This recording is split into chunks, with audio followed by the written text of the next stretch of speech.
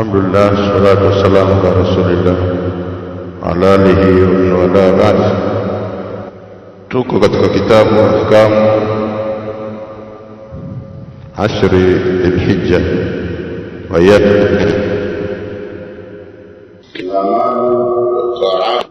من عشر من ذي الحجة وأيام التشريق.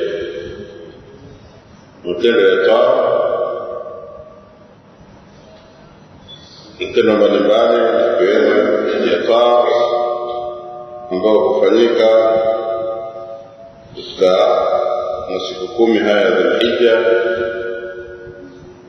na vile vile katika yale masiku ya Ayyam Tashriqi 11, 12 na 13. وقد مر معنا الحديث مفيتا pamoja nasi hadithi من أيام العمل الصالح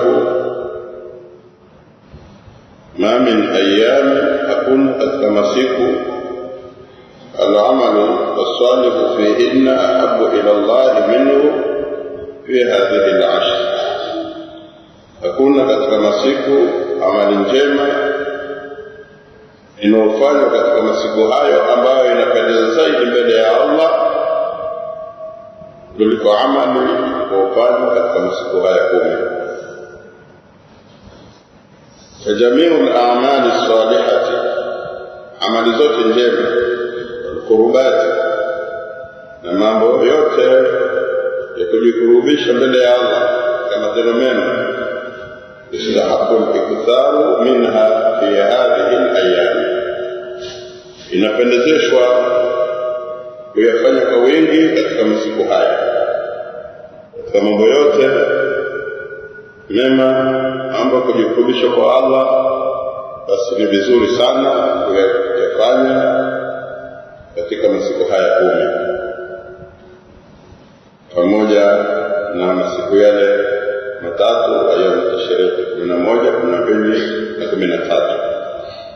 Wala shaka anna al-hajja, na hapana shaka yoyote kwamba ibada ya hija, salata, ibada ya sala, siyama, ibada ya kufunga, sadaqa, ibada ya kutoa sadaka, wal udhiya, ibada ya kuchinja, min ahami hadhihi al-a'mali, katika muhimu katika hayo matendo unatakiwa ufanye, basi hayo ni katika matendo muhimu ya kuyafanya. Mtu 10 tu la mwaka Dhul-Hijja likiingia, pamoja na Ayyam Tashriqi, ajitahidi sana kufanya mambo mema, kwa sadaka kwa wingi, ajikurubishe kwa Allah kwa wingi, amrishe mema, akataze mabaya. Ni katika siku ambayo matendo yanapendeza sana mbele ya Allah subhanahu wa ta'ala. Falhajju faridhatun, hija ni fardhi ala kulli mukallafi, wa kila yule ambaye ni mukallaf, Muislamu mwenye akili ambaye amebaleka, yani mukallaf. Muislamu kwanza, tena ana akili timamu na amebaleka, ameshafika wakati wa kutoa dhambi kwa mukallaf. Kwa hivyo hija ni fardhi kwa kila ambaye ni mukallaf, mustati, ambaye ana uwezo wa kuitekeleza ibada hiyo, ana uwezo wa kiafya, ana uwezo wa kimali, sababu ni ibada inayohitaji mali. Ibada inayohitaji mali ufike kule, kwa sababu inatekelezwa nchi moja tu, Maka, kwenye Al-Kaaba. Hivyo kutokana pengine ulipo panahitajia upate mali mpaka ufike pale, alafu kuna mali ya matumizi. Ukifika kule sio uombe watu, kuna mali, uwe na mali ya kuacha nyumbani kwako, sio kwamba unatekeleza ibada watu wako kwa nyumbani unakaa na njaa. Kwa hivyo imewekwa kwamba ni ibada ya yule ambaye ana uwezo wa kuifanya hiyo ibada. Wa huwa fardhun marra fil umri, na ibada ya hija ni fardhi na imewekwa mara moja katika umri wa mtu. Ibada ya hija ni fardhi, na fardhi yake ni mara moja katika umri wake. Kwa hivyo akishakwenda mara moja kashatekeleza wajibu wa hija, sababu Allah lillahi ala nnasi hijjul baiti man istata'a ilayhi sabila. Allah amewafaradhishia watu ibada ya hija kwa wale wenye uwezo wa kwenda kuitekeleza ibada hiyo. Kwa hivyo ni fardhi hija, tena marra, kwa mara moja, fil umri, katika umri wa mtu. Ni hadithi ka hadithi alhajju marra, hija ni mara moja. Faman zada fahuwa tatawwu, na atakayezidisha zaidi ya mara moja, hiyo inakuwa ni tatawwu, sunna, anakuwa ni sunna kwake, hafanyi vibaya, ni jambo zuri. Akizidisha nazidi kufutiwa dhambi, sababu anayekwenda hija ikakubaliwa, kama tulivyosoma hadithi, lam yafsuk, hakufanya vitendo vichafu, wala hakusema maneno machafu, basi raja kayauma waladathu ummu, anarejea kama alivyozaliwa na mamake, hana dhambi. Anarejea kama alivyozaliwa na mamake, maana hana dhambi hata moja. Mtu ametoka tumboni mwa mamake hana dhambi, kwa hivyo akirejea hija hana dhambi. Kwa hivyo kila utakapokwenda hija wewe kutekeleza unafutiwa dhambi zako, lakini fardhi ni mara moja, iliyobakia ni tatawwu. Na imekuja katika hadithi ambayo muttafaqun alayhi, hadithi ya Abu Huraira radhiallahu anhu, ndiye alisimulia Mtume sallallahu alayhi wasallam amewaambia watu, akawaambia ayuha nasu, enyi watu, inna Allaha faradha alaykumul hajja fahujju, hakika Allah amekufaradhishieni ibada ya hija, kwa hivyo hijini. Faqama rajulun wa qala ya Rasulullah kulla aam, akasimama mtu mmoja akasema, mjumbe wa Allah, kila mwaka? Fasakata Rasulullah sallallahu alaihi wasallam, Mtume sallallahu alaihi wasallam akanyamaza. Faqama lilmarrati thaniya, akasimama kwa mara ya pili. Faqala, akasema, ya Rasulullah kulla aam, kila mwaka? Fasakata Rasulullah sallallahu alaihi wasallam, Mtume akanyamaza. Faqama lilmarrati thalitha, yule bwana akasimama tena kwa mara ya tatu. Faqala ya Rasulullah kulla aam, ewe mjumbe wa Allah, kila mwaka tuhiji? Faqala sallallahu alaihi wasallam, Mtume sallallahu alaihi wasallam akasema, lau qultu na'am la wajabat wa lamastata'tum, ningalisema na'am, ndiyo, kila mwaka, basi ingalikuwa hija ni wajibu kila mwaka. Wala mastata'tu, na msikaliweza kuhiji kila mwaka, kwa kila mwaka wende ukahiji, msikaliweza. Wala mastata'tu, msikaliweza kuhiji kila mwaka. Kwa hivyo dharuni ma taraktukum, niacheni na hayo niliyokuachieni, au niacheni na hapo nilipokuacheni, yani tekelezeni hayo hayo niliyokuambieni, usiulize. Dharuni ma taraktukum fa inna ma halaka man kana qablakum bikathrati su'alihim wa ikhtilafihim ala anbiya'ihim, kwa hakika waliangamizwa wale waliopita kabla yenu wa kuuliza kwao sana, mara kwa mara wanauliza, na wakijibiwa hawafuati vile walivyojibiwa. Kwa hivyo wakaangamizwa kwa kuuliza sana, alafu kwa kwenda kinyume na manabii wao. Fa idha amartukum bi amrin fa'tu minhu mastata'tum, kwa hivyo nikikuamrisheni amri yoyote ifanyeni kiasi cha uwezo wenu. Wa idha nahaitukum anhu au an shay'in fad'uhu, na kama nitakukatazeni jambo lolote basi liacheni. Hadithi hii ni muttafaqun alayhi, ni Bukhari na Muslim, min hadithi Abi Huraira. Kwa hivyo tumepata kwamba hija ni mara moja. Ayuha nasu inna Allaha faradha alaykumul hajja fahujju, akulla tumekanyamaza, akulla kanyamaza Mtume, akulla. Kwa hivyo Mtume sallallahu alaihi wasallam akabainisha kwamba ni mara moja tu.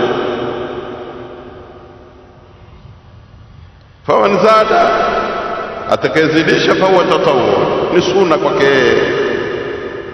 Faman hajja alfaridhata, atakayehiji hija ya fardhi, yustahabu lahu alhajj maratan ukhra, inapendezeshwa kwake yeye kuhiji mara nyingine, inapendezeshwa kuhiji mara nyingine. Sunna, kila akienda anafutiwa dhambi zake. Kama mtu ana uwezo basi aitekeleze, kirudi anaenda tena, inakuwa ni sunna kwake. Ya fardhi ameshatekeleza. Hata vile vile ukimpeleka, wewe kushaenda ukimpeleka mtu, basi umemsaidia vile vile jambo kubwa. Ukamsaidia yule ambaye hana uwezo anataka kwenda hija, basi unampeleka, na wewe unapata fadhila na faida kama thawabu utakazopata yeye, na unapata vile vile. Waludhiyatu wajiba, na udhiya ni jambo la wajibu, kule kuchinja wanyama. Ala rajihi, kwa kauli yenye nguvu, lilqadiri alaiha, kwa yule ambaye ana uwezo wa kuchinja, ni wajibu. Ni wajibu kwa yule ambaye ana uwezo. Mpaka Mtume sallallahu alaihi wasallam akasema, man kana lahu saa, ana uwezo wa kuchinja na asichinje, fala yakrabanna musallana, asiukaribie msala wetu wa kuja kusalini, na kai huko madamu ana uwezo wa kuchinja, hakuchinja, basi asije kusalini. Onyesha kwamba ni jambo muhimu sana, wajiba ala rajihi alqadir alaiha, ni wajibu kwa yule ana uwezo wa kulifanya jambo hilo katika kauli rajih yenye nguvu. Ukiona rajih maana yake ikhtalafa alulama, wametofautiana wanazuoni, lakini niliposema rajih maana yeye ameona kwamba hii ndio kauli yenye nguvu. Wa waqtuha, na wakati wa kuchinja, min baadi salati Eid al-Adha, ni baada ya sala ya Eid al-Adha. Kuchinja unachinja baada ya sala, na ni vyema manake hutuba isiwe refu, ili kuwapa watu fursa ya kwenda kuchinja. Na watu maneno ya ulimwengu mzima wanataka wayazungumze kipindi kile kidogo, hutuba refu, jua kali, watu wanapiga katika uwanja, wanataka kwenda kuchinja, mtu anatoa hutuba refu.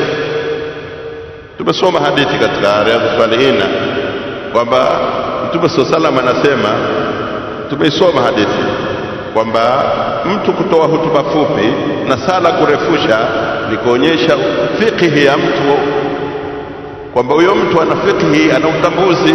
Mtume sallallahu alaihi wasallam akamshuhudia mtu huyu kwamba ni mtu alim.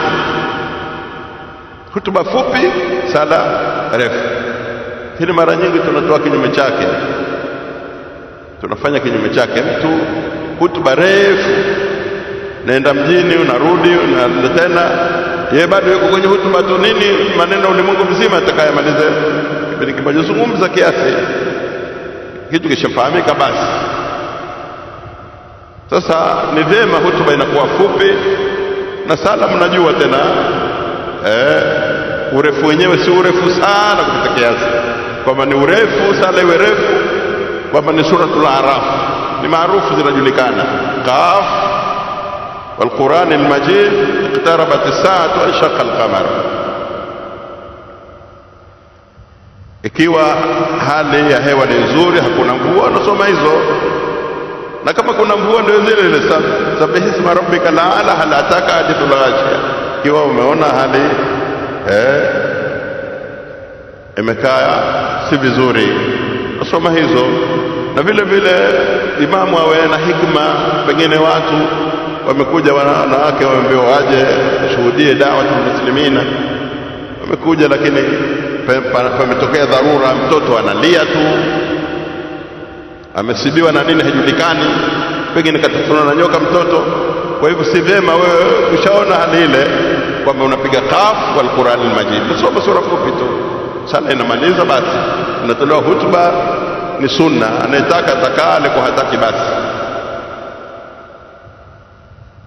Kwa hivyo yule imamu naye anakuwa anatakiwa awe na hikma na utambuzi, anachunga hali za watu.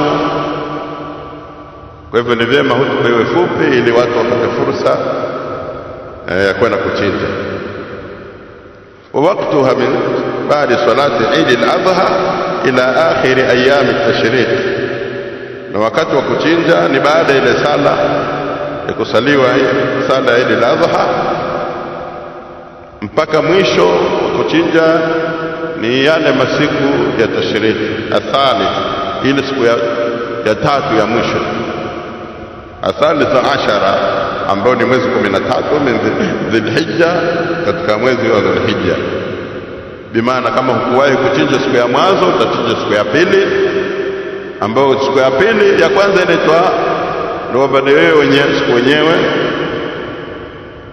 ndio siku wenyewe ya kuchinja, ambayo ni Eid al-Adha. Inaitwa hivyo kwa sababu ndio siku ya kuchinja ya mwanzo. Ukipata hiyo, pengine mnyama kadharika kupata au kadha, utachinja siku ya pili ambayo inaitwa ni katika ayamu tashriki, mwezi 11. Ukupata utachinja mwezi 12, ukupata utachinja mwezi 13. Mwezi 13 hii likizama jua tu, basi siku ishatoweka. Kwa hivyo wewe kabla halijazama jua unachinja na unapata fadhila kwamba umechinja al-Adha, umefanya na wewe al-udhiya, ibada hiyo umeitekeleza ya kuchinja mpaka ile siku ya 13 kabla ya kuzama jua. Muda wote wa asubuhi, mchana, jioni, maadamu jua halijazama ukachinja, basi unahesabika umepata sunna ya kuchinja. Zote ni fadhila na zote ni siku za kuchinja, na zote Mtume anasema yamu aklin wa shurbi wa dhikru lillahi ta'ala, siku za kula na kunywa na kumtaja Allah subhanahu wa ta'ala kwa wingi katika kufanya ibada. Kwa hivyo muda wa kuchinja ni baada ya sala ya Eid al-Adha mpaka siku ya mwisho ya tashriki, ambayo ni athalitha ashara min Dhulhijja, mwezi 13 katika Dhulhijja. wa hiya min afdali al-a'mali as-salihah fi al-ashr.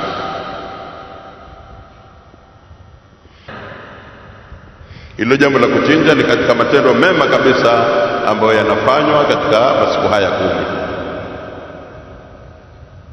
Jambo la kuchinja ambayo ni sunna muhimu sana, mpaka tumeona kauli kwamba ni wajiba ala rajul. Wasiyamu, na ndani yake vile vile mna ibada upatikana katika masiku hayo ya 10, funga. Wasiyamu na funga ni katika matendo mema ambayo hufanyika katika masiku yale 10. Min afdhali al-a'mali salihah, ni bora vile vile, ni katika bora ya matendo ambayo ni mema. Fayustahabu lahu an yukthira min as-siyami fi hadhihi al-ayyam, inapendezeshwa mtu kukithirisha kufunga katika masiku haya, kithirisha kufunga katika masiku haya, hasatan yauma Arafa, hasa siku ya Arafa. Kwa hivyo imekuja sawa, watu wanazozana, hakuna kufunga, ni matendo mengine tu, hakuna kufunga, ni matendo mengine tu. Shekhe ameileta hapa, yustahabu an yukthira min as-siyami, inapendezeshwa kukithirisha zaidi kufunga fi hadhihi al-ayami, katika masiku haya, kwa sababu imekuja kauli kiujumla, al-amalu salihu fihinna, matendo mema katika siku hizo yanapendeza sana mbele ya Allah. Kwa hivyo katika matendo mema kufunga kuko, katika matendo mema na kufunga ni matendo mema. Kwa hivyo imekuja kiujumla. Sasa mpaka ije takhsisi itoe katika ule ujumla kwamba hamna kufunga, ije kauli, sio kusema tu kwamba hakuna kufunga. Ije kauli kwamba tumekatazwa kufunga masiku haya. Kwa hivyo funga imo katika matendo mema, wa hasatan yauma Arafa, hasa hasa katika siku ya Arafa ile ya 9. Ile ndio kabisa mtu asije kaikosa. Na siku ya Arafa manake hata kaangukia Ijumaa unafunga, kiangukia Jumamosi unafunga, sababu kila mmoja na ufahamu wake. Lakini kiangukia Ijumaa unafunga. Ijumaa imekatazwa msifunge, yani kuihusisha. Jumamosi msifunge, kuihusisha kwamba mimi na jambo langu nitafunga Jumamosi au nitafunga Ijumaa. Usihusishe Jumamosi wala Ijumaa kufunga.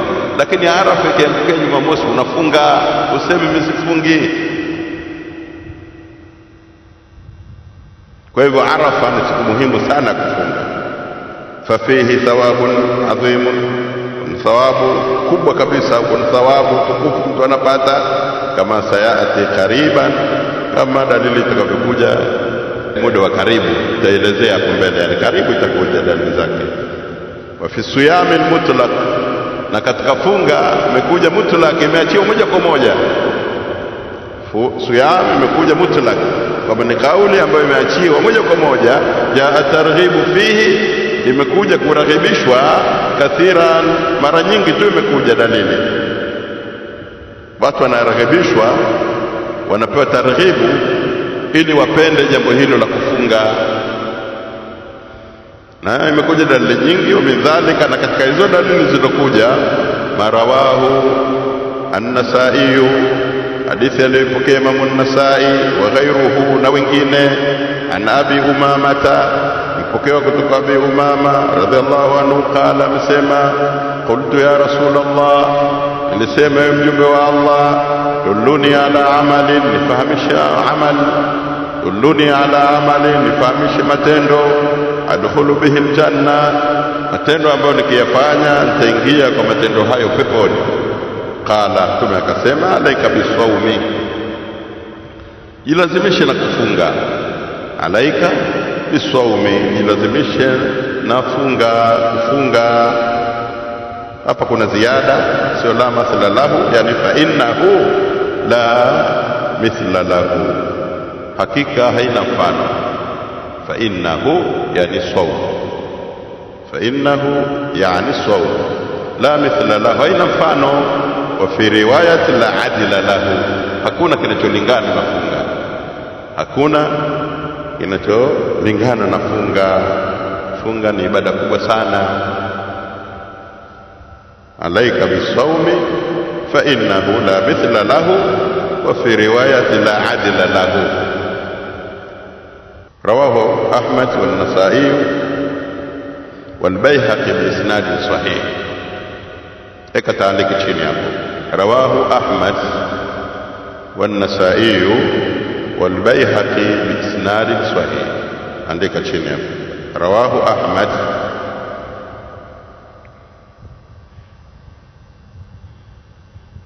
والنسائي والبيهقي بإسناد صحيح. كما أحمد والنسائي والبيهقي وسند ambayo ni sahih. Alaika bisawm fa innahu la mithla lahu au fa innahu la adila lahu. Wa min al-a'mali salihah, na katika matendo mema, at-takbir, ni kuleta takbir, kusema kwa wingi kabisa, Allahu akbar, Allahu akbar. Fa yustahabbu at-takbir, inapendezeshwa kuleta takbir, wa tahmidu, na kumhamidi sana Allah, kusema alhamdulillah, wa tahlilu, na kuleta tahlil, la ilaha illa Allah, wa tasbihu, na kuleta tasbih, subhanallah. Ayyamul ashri, katika haya masiku 10 kwa wingi kabisa unayafanya matendo hayo ya kumsabihi Allah subhanahu wa ta'ala. Takbiru wa tahmidu wa tahlilu wa tasbihu ayyamul ashr. Napendeza sana kuyafanya hayo kwa wingi kabisa, na dhikri yake kwa ujumla. Kumdhakiri Allah kwa ujumla, basi ni mambo ambayo yanapendeza sana katika masiku hayo, kufanya kumdhakiri Allah subhanahu wa ta'ala. Tasbih ambazo zile ambazo tunaleta kalimatani khafifatani ala lisani thaqilatani ala almizani subhanallah bihamdi subhanallah alazim. Neno machache lakini yana uzito sana kwenye mizani na anapendeza sana mbele ya Allah mwingi wa rehema. Subhanallah bihamdi subhanallah alazim. Kwa hivyo unaleta tasbihi kwa wingi. Wa idharu dhalika fil masajid wal manazil wa turukati wa ghairiha, na hayo nadhihirisha misikitini, unaleta takbiri, unaleta tahmidi, unaleta tahlili, unaleta tasbihi.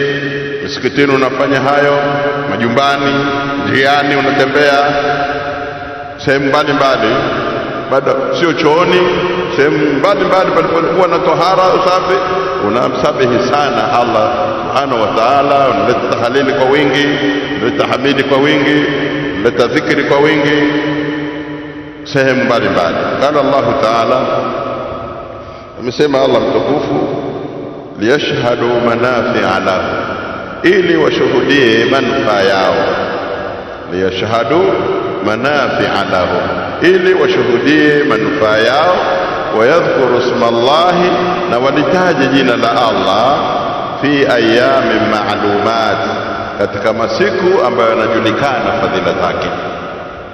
Siku ambayo yanajulikana fadhila zake, ambayo ni hayo masiku ambayo masiku 10 hayo, wa layali al-ashr, na hapa kwa masiku 10. Kwa hivyo wayadhkuru isma Allahi, na walitaje jina la Allah, fi ayamin ma'lumat, katika masiku ambayo yanajulikana fadhila zake. Ala ma razaqahum min bahimati al-an'am, juu ya yale ambayo Allah kawaruzuku nao ni katika wanyama wenye miguu minne.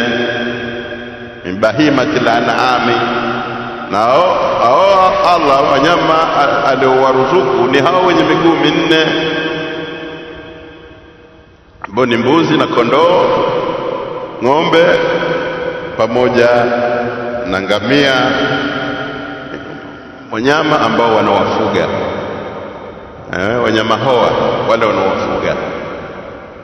Kwa hivyo haingii hapo nyama porini, hata ukamwona ni mzuri haingii hapo.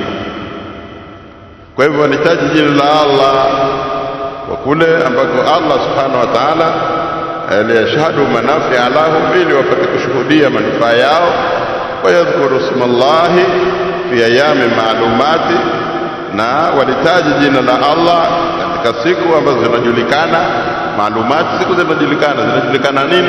Zinajulikana kwa fadhila, sababu zungumzwa mpaka katika Qur'ani, wa layali al-ashr. Ala ma razaqahu, juu ya yale ambayo Allah kawaruzuku, min bahimati al-an'ami, nao ni katika wanyama wenye miguu minne. Wa jumhuru al-mufassirina, na jumhuru ya wenye kufasiri Qur'ani, ala anna al-ayyama al-ma'lumati, kwamba masiku maalumati hapa yaliyotajwa, hiya ayyamul ashri, ni masiku 10 min dhilhijja, ya dhulhijja, ni yale masiku 10 ya dhulhijja ambayo Allah kayapia, wa layali al-ashr. Wakad marra maana qawluhu sallama, nimepita pamoja nasi kauli ya Mtume sallama aliposema, fa akthiru fihinna, kisirisheni kwa wingi katika masiku hayo 10 hayo, ina tahlili wa takbiri wa tahmidi. Lete sana tahlili na takbiri na tahmidi. Wa takbiru, na kuleta takbiri katika masiku haya, fi hadhihi zamani, yani kuleta takbiri katika zama za leo, swara min sunanil mahjura, imekuwa ni katika sunna iliyohamwa. Watu haleta takbiri, utakuta kimya, na tukisema takbiri, watu wanaleta takbiri, wanamkabiri Allah majiani, masokoni. Angalia hali ilivyo, kwa mwingine naweza kujisikia mwenyewe kiasi cha kujisikia bila kubaisha watu, kama wengine wanasoma Qur'ani ukadha, lakini ala kule hali takbiri ni sunna ambayo imehamwa. Yanbaghi aljahru bihi, napaswa kuleta jahra kwa sauti hiyo takbiri, wala siyama fi awwal al-ashr, na hasa katika mwanzo wa hilo 10. Naleta takbiri kwa jahara. Wakad thabata ni salaf, na imethibiti kutoka kwa wema waliopita dhalika, limethibiti jambo hilo. Wa minhu Abdullah ibn Umar, na katika hao waliokuwa wanaleta takbir ni Abdullah ibn Umar wa Abu Huraira na Abu Huraira radhiallahu anhuma. Fil hadithi, kuja katika hadithi, annahuma, ya kwamba masahaba wawili hawa kana yakhrujani ila suqi, walikuwa wanatoka wanaenda mpaka sokoni, ayyamul ashri, katika yale masiku 10 ya Dhulhijja, yukabbirani, wanaleta takbir, wa yukabbiru an-nasu bitakbirihima, na watu wanaleta takbir kwa kuwasikia wao kwamba wameleta takbir, na watu wanaleta takbiri kwa kuleta wao takbiri. Wao kileta takbiri na watu wanaleta takbiri kuwakumbusha watu, na watu wanatekeleza hilo, kama ndivyokuja katika Bukhari. Wa min al-a'mali salihah, na katika matendo mema, allati yanbaghi al-iktharu minha, ambayo inapaswa kuyafanya kwa wingi, fi hadhihi al-ayami, katika masiku haya, tilawatul Qur'ani, kusoma Qur'ani. Kwa wingi kabisa msikitini, majumbani, mnasoma Qur'ani kwa wingi kabisa. Wa qira'atu kutubi sunna, na kusoma vitabu vya sunna vile ambavyo vinaongoza katika Uislamu. Sunna huwa al-Islam, sunna ndio Uislamu wenyewe. Usisome vitabu ambavyo havijulikani wazushi, bali msome vitabu vya ahlu sunna. Wa tauba, na kuleta toba kwa wingi, taubatan nasuh, toba iliyotakasika, leta toba iliyotakasika, toba iliyokuwa mtu anatubia, anaacha madhambi wenyewe, anajing'oa na anajuta kwa nini akafanya, na anaazimia kama sitorejea tena katika madhambi yale. Ni toba ambayo imetakasika, na kama imefungamana na haki, unaona anatubia, imefungamana na haki ya mtu katika jambo lililofanya, anamrejeshea mwenyewe. Na kama ulikuwa mtu unamsema vibaya, sasa unasema vizuri kwenye vikao vile vile ulikuwa unamsema vibaya, unaenda sasa unasema kwa uzuri. Naleta toba nasuha. Wa salawati tatawu, na sala za sunna unasali bila kuzikosa. Wa ghairiha, na matendo mengine, min al-a'mali, katika matendo, katika amali ambazo zinatakiwa zifanywe. Waliyahrusu al-muslim, na chunge sana muislamu, ala awasimil khairi, katika kipindi hichi cha kufanya khairi. Waliyuqaddim li nafsihi amalan salihan, na atangulize kwa ajili ya nafsi yake kufanya matendo mema. Matendo hayo akiyafanya, basi yajiduhu fi hasanatihi, mema yake atayaona mbele ya Allah. Fanya matendo mema, matendo yake ataenda mbele ya Allah, atayaona. Man ya'mal mithqala dharratin khairan yara, wa man ya'mal mithqala dharratin sharran yara, atayaona matendo yake. Katika hayo ambayo tunatakiwa kuyafanya na kuyakithirisha, fadhlu, naingia katika fadhlu yaumi Arafa. Fadhlu yaumi Arafa, fadhila ya siku ya Arafa. Tumesema Arafa ni ismu alladhi la yasarif, kwa hivyo ni mudhafu ilayhi vile vile. Fadhlu yaumi Arafa, fadhila za siku za Arafa, fadhila ya siku ya Arafa. Yaumu Arafa, siku ya Arafa, yaumu Arafata, siku ya Arafa, min ayami al-fadhila, ni katika masiku bora kabisa, fi hadhihi al-ashri, katika haya masiku 10.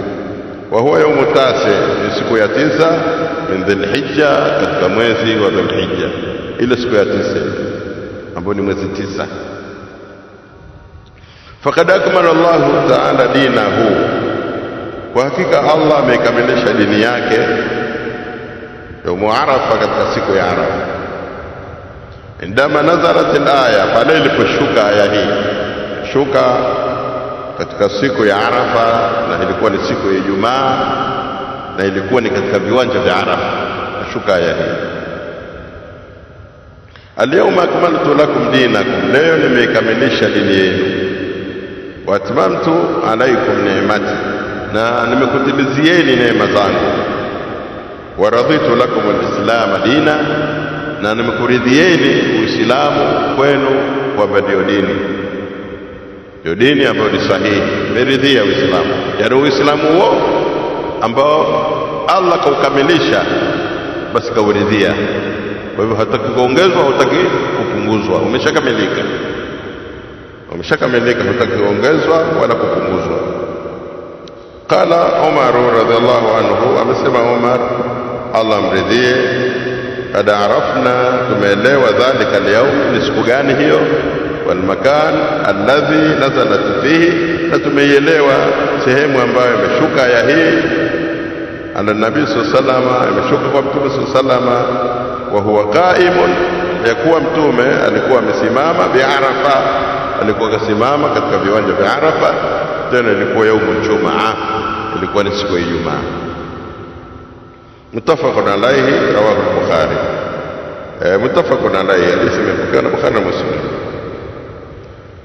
Wa fi yawmi Arafa, na katika siku ya Arafa, yutiqu Allahu azza wa jalla minan nari, Allah anawachia huru kutoka motoni kathira, wengi, min ibadihi, katika waja wake anawaacha huru na moto, kama habara na Rasulullah sallallahu alaihi wasallam, kama Mtume sallallahu alaihi wasallam alivyotuelezea, biqaulihi, kwa kauli yake, ma min yawmin, hakuna katika siku, akthar min an ya'tiqa Allahu fihi 'abdan minan nar, hakuna katika siku ambayo Allah anawaacha zaidi waja wake kutoka katika moto, anawaacha huru kutokana na moto, min yaumi Arafa, kuliko siku ya Arafa.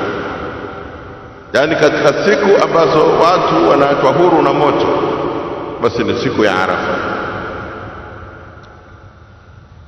Rawahu Muslim. Wa fi hadithi akhar, na katika hadithi nyingine, yakulu sallallahu alaihi wasallam anasema, inna Allaha yubahi bi ahli Arafati, hakika Allah anajifaharisha kwa watu wa Arafati, watu walio katika Arafati. Ahla sama, anajifaharisha kwa malaika. Ahla sama, anajifaharisha kwa malaika. Manake wale watu waliopo katika Arafati pale, Allah anajifaharisha nao kwa malaika. Nyinyi malaika wangu, angalieni, mlisema atafanya ufisadi katika ardhi, sio hao hapo wamekuja kutoka sehemu mbalimbali. Hao hapo, angalieni, wamekuja kutoka sehemu mbalimbali, wamejaa mavumbi, nywele timtimu, wanataka nini waja wangu hawa? Anajifaharisha nao. Watu walio katika Arafa anajifaharisha kwa ahlu sama. Ahlu sama ni malaika, anajifaharisha nao Allah, ambaye angalieni waja wangu hawa. Fayaqulu lahu, Allah anawaambia malaika, undhuru ila ibadi, waangalieni waja wangu, jauni shughsan ghubran, wamenijia yakuwa nywele timtimu, wamejaa vumbi. Sababu pale ukataka usitake, unakuwa katika hali hii na ihramu yako, umekaa nayo ihramu ile, umeivaa tokea yaumu tarwiya, umevaa tokea yaumu tarwiya, mwezi 8, siku yaumu tarwiya, ambayo ni siku tarwiya walikuwa wakiteka maji kwa ajili ya matayarisho ya hija, tokea tarwiya. Kwa hivyo siku ile ndio siku ya ibada inaanza ya hija. Kwa hivyo mnaelekea Mina kule kutekeleza ibada hiyo, kusali, dhikri Allah sana, mnapeana waadhi, mnakumbushana. Siku ya pili yake mnaelekea katika viwanja vya Arafati. Kwa hivyo tayari nywele timtimu hapo, mavumbi. Kwa hivyo Allah anajifaharisha kwa waja wake, Allah anajifaharisha kwa waja wake kwa malaika wa mbinguni. Kad dhakara Ibn Rajab, hadithi hii rawahu Imam Ahmad. Wakad dhakara Ibn Rajab, ametaja Ibn Rajab anna al-itqa min an-nar, kule kuachwa huru na moto, amu, ni kwa watu wote, lijamii muslimina, waislamu wote wanaachwa huru na moto, sio watu maalumu wote. Kila yule ambaye atakuwa ni mwema, fanya ibada, amefunga katika Arafa, kajikurubisha mbele ya Allah, na yeye anaingia kwamba anaachwa huru na moto, si watu maalumu. Istahabu siyamu yaumu Arafa wastahabu siyamu yaumi Arafa, napendezeshwa kufunga siku ya Arafa. Haithu anna Rasulullah sallallahu alaihi wasallam, katika hali ambayo Mtume kaulizwa, suila an saumi Arafa, aliulizwa kuhusiana na kufunga siku ya Arafa. Faqala, Mtume sallallahu alaihi wasallam akasema, yukaffiru as-sanata al-madhiya was-sanata al-qabila, hufutwa dhambi za mwaka uliopita na mwaka unaokuja. Tu dhambi zake yanafutiwa miaka miwili, mwaka uliopita dhambi zinafutwa na mwaka ujao. Hiyo ni fadhila kubwa sana. Rawahu Muslim. Wa hadha yustahabu li ghairi al-hajj, kufunga inapendezeshwa kufunga kwa yule ambaye si katika mahujaji wanaohiji pale. Wa amma al-hajj, ama yule mwenye kuhiji, fala yusannu lahu siyam, si sunna yeye kufunga, haikusunishwa yeye kufunga hadha al-yawm, siku hii. Yule ambaye anatekeleza ibada ya hija hatakiwi yeye afunge, sababu ni siku tukufu mno. Kwa hivyo yeye asifunge ili apate nguvu ya kufanya ibada, ya kusoma Qur'ani, ya kuomba dua kwa wingi, asichoke, sababu siku ile ni siku tukufu kuliko siku zote. Katika mchana ule, katika mchana uliokuwa mtukufu ni mchana ule, dua zinakubaliwa. Kwa hivyo akithirisha zaidi kuomba dua. Kwa hivyo hatakiwi yeye afunge, apate nguvu. Anasamehewa yeye, anasamehewa ni yule atakayejaliwa kumwombea dua. Wote wanasamehewa kwa utukufu wa siku ile. Kwa hivyo asifunge yeye. Fala yusannu lahu siyamu hadha al-yawmi wa fitruhu afdalu, asifunge, kula yeye jambo bora, ale tahasiyan bi Rasulillah, hali ya kufuata Mtume. Mtume hakufunga alipokuwa ametekeleza ibada yake ya hija, hakufunga. Kwa hivyo naye asifunge, anafanya hivyo kumfuata Mtume. Faqad taraka saumahu, Mtume ameacha kuifunga siku ya Arafa wakati yuko Arafa, yuko katika kutekeleza ibada ya hija, hakufunga. Walidua yaumu Arafa, na dua katika hii siku ya Arafa, maziyatun ala ghairihi, fa inna an-nabiy sallallahu alaihi wasallam qala, dua ina cheo kikubwa kuliko ibada nyingine, ina mazia kubwa kabisa kuliko ibada nyingine, kwa sababu Mtume sallallahu alaihi wasallam kasema, khairu duai duau yaumi Arafa, bora ya dua ni dua itakaoombwa siku ya Arafa. Kwa hivyo dua inayoombwa katika siku hii ni bora kuliko itakayoombwa siku nyingine. Ina utukufu zaidi dua itakayoombwa katika siku ya Arafa kuliko dua ambayo utaiomba siku nyingine na ibada nyingine. Khairu duai duau yaumi Arafa, bora ya dua ni dua inayoombwa siku ya Arafa. Wa khairu ma qultu ana, na kile kilicho bora zaidi nilichokisema mimi, wanabiyuna, na manabii wengine, min qabli, kabla yangu waliokuja, manabii waliokuja kabla yangu, la ilaha illa Allah wahdahu la sharika la, ni dua hii, yani hapana mola afai kuabudiwa kwa haki isipokuwa Allah ambaye ni mmoja tu, la sharika la, hana mshirika, lahul mulku, falme ni wake peke yake, wa lahul hamdu, na kila sifa njema ni zake pekee, wa huwa ala kulli shay'in qadir, na yeye juu ya kila kitu ni muweza. Huwa ala kulli shay'in qadir, na yeye ni muweza juu ya kila kitu. Kwa hivyo dua zako zote utakazoomba, kwa sababu Mtume anasema khairu ma qultu ana wan nabiyuna, kilichokuwa dua kubwa zaidi na kilichokuwa kibora zaidi nilichokisema mimi na manabii kabla yangu ni haya maneno haya. Bimaana dua yote nitakayoomba katika siku ya Arafa, maneno haya vile vile weke: la ilaha illa Allah wahdahu la sharika la lahul mulku wa lahul hamdu wa huwa ala kulli shay'in qadir. Maneno usiyakose kuyaleta. Waliyahrusul muslim ala adua, yawe na pupa na achunge. Ihris maana ni kuchunga na kuwa na pupa katika kupapia Muislamu kuomba dua fi hadha al-yawm al-azim, katika siku hii tukufu uombe dua, sikose kuomba dua.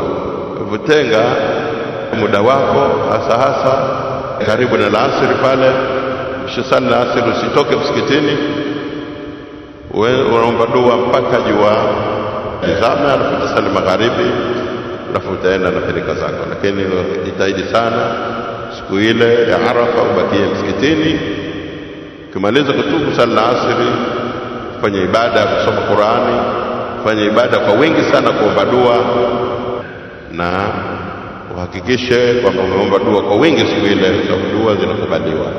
Na katika dua zote tutakazoomba, lakini dhikri ile Mtume ambao amesema wa khairu, Mtume kasema kwamba ni bora kabisa aliyoyasema yeye katika dua aliyoisoma pamoja na manabii waliokuja kabla ya Mtume, dua ile la ilaha illa Allah wahdahu la sharika la lahul mulku wa lahul hamdu wa huwa ala kulli shay'in qadir.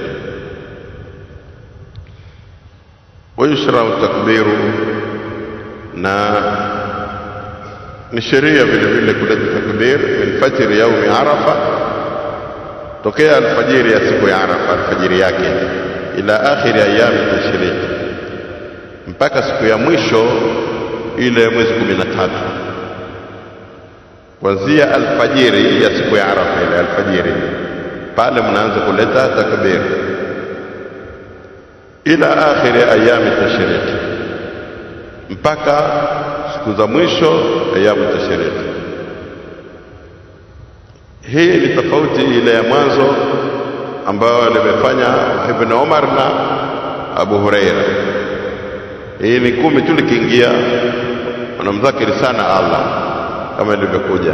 Hii ni kuanzia vile vile kwenye sala alfajiri pale, kimaliza kusali basi mtu na takbiri zake inakuwa ni mtu kujisikia mwenyewe bila kumbabaisha mtu. Mfahamiana kwamba mtu analeta takbiri ya kujisikia mwenyewe bila kumbabaisha mtu, na si kwa sauti moja ya jamaa, si kwa sauti moja, kila mmoja analeta kivyake vyake. Haikuja kwa sauti moja kwamba wote kwa mwanguko mmoja anaanza kwa pamoja, sio hivyo. Kila mmoja analeta vivyake vyake. Huyu pengine wahdahu la sharika la, yule yuko kadha na namna kama hii. Lakini waishrau takbiru min fajri yaumi Arafa, mkabiri Allah sana ka alfajiri ya siku ile Arafa, ila akhiri ayami tashriq, mpaka siku ya mwisho katika ayamu tashriq, mwezi 13. Ayamu tashriq ambayo siku ya mwisho ni mwezi 13, basi unaleta mpaka mwezi 13 siku ya mwisho. Kwa hivyo ukifika la asri basi sawa, ukifika la asri ndio ni basi, amleti tena magharibi. Ithubuti dhalika an salafi salih, na thibiti kutoka kwa wema waliopita. Qala Ibn Taymiyyah, amesema Ibn Taymiyyah rahmatullahi alayhi, annahu ashhurul aqwali, ni katika kauli ilikuwa mashuhuri zaidi, wa huwa alladhi alayhi al-amal. Ashhurul aqwali, na ndio inofanywa kazi. Wakana Ibn Umar radhiallahu anhuma, na alikuwa Ibn Umar yukabbiru bimina, alikuwa analeta takbiri pale Mina, alikuwa analeta takbiri pale Mina. Fiki hapo, innahu ashhurul aqwali wa huwa alladhi alayhi al-amal. Ikalama hapo ni swala tauhid.